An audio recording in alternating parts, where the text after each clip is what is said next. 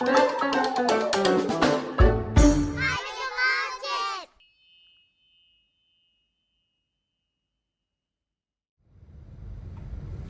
everyone! Welcome to Hybridmom Kids YouTube channel. My name is Teacher Izzy and today we are going to read a very special story about a little girl who visits her grandmother. Along the way, she meets an animal in the woods. Can you guess what animal it is? Now let's find out what animal it is by listening to the story.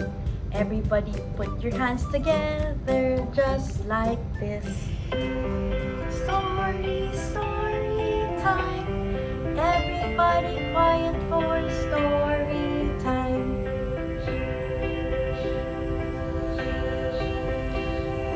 Everybody quiet for story time. Here's our story for today. Little Red Riding Hood, retold by Rachel Elliott. Little Red Riding Hood lived at the edge of a wild, wild wood. One morning, she filled the basket with delicious things to take to her grandmother. "Stay in the path," warned her mother.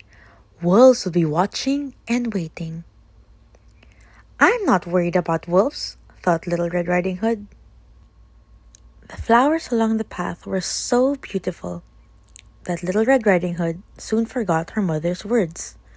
So tall were the stems and so bright were the blooms that Little Red Riding Hood did not see the twitchy tail of a wolf. "Such delicious things I see," he smiled sneakily, peering into her basket. "Go away, you wicked wolf!" cried Little Red Riding Hood.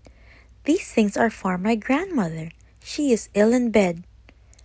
"Then I will gobble your grandmother up," thought the wolf. Deeper and deeper into the woods ran Little Red Riding Hood, past bluebells and bluebirds, and beetles and butterflies. Grumble, rumble went the wolf's tummy as he watched her, licking his lips. The wolf, being very sly, took a shortcut to grandmother's house. She was very surprised to see him. "Help!" the old lady cried, jumping into a cupboard and pulling the door closed behind her. "I am feeling hungrier and hungrier," roared the wolf, "and my tummy is getting grumblier and grumblier." He put on some of grandmother's clothes, climbed into her bed, and waited for Little Red Riding Hood. Soon, Little Red Riding Hood reached her grandmother's house. "Hello, grandmother," she called, pushing open the door.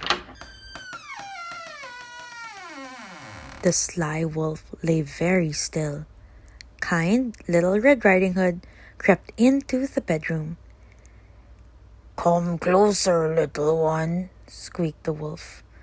Rumble, rumble, grumbled the wolf's tummy. "Ooh, what big ears you have, grandmother," said Little Red Riding Hood, peering down at the wolf. "All the better to hear you with," he replied. Little Red Riding Hood took another step forward. "What big eyes you have," she said. "All the better to see you with," replied the wolf.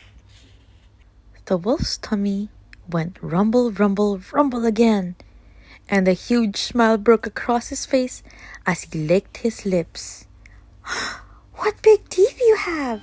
gasped Little Red Riding Hood, taking a step back.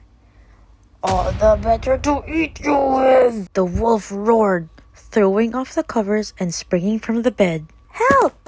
cried Little Red Riding Hood, running out of the house and along the path into the wild, wild wood. "Come back here and be eaten!" shouted the wolf. The wicked wolf chased Little Red Riding Hood all along the winding path, past bluebells and bluebirds, beetles and butterflies, until... "Father! Mother!" Little Red Riding Hood cried. "The wolf is coming!" Red Riding Hood's father didn't like the look of the wolf, The wolf didn't like the look of the axe. He forgot all about his rumbling, grumbling tummy and ran back into the wood as fast as his little legs would carry him. Little Red Riding Hood and her mother and father rushed to rescue grandmother. "You must always be watchful and wary in the wood," warned Little Red Riding Hood's mother and father. "Wolves don't worry me," said Red Riding Hood. But she never wandered far from the path again. The end. Did you enjoy that story? But I have one last question to ask. How did Little Red Riding Hood feel when she saw the big bad wolf?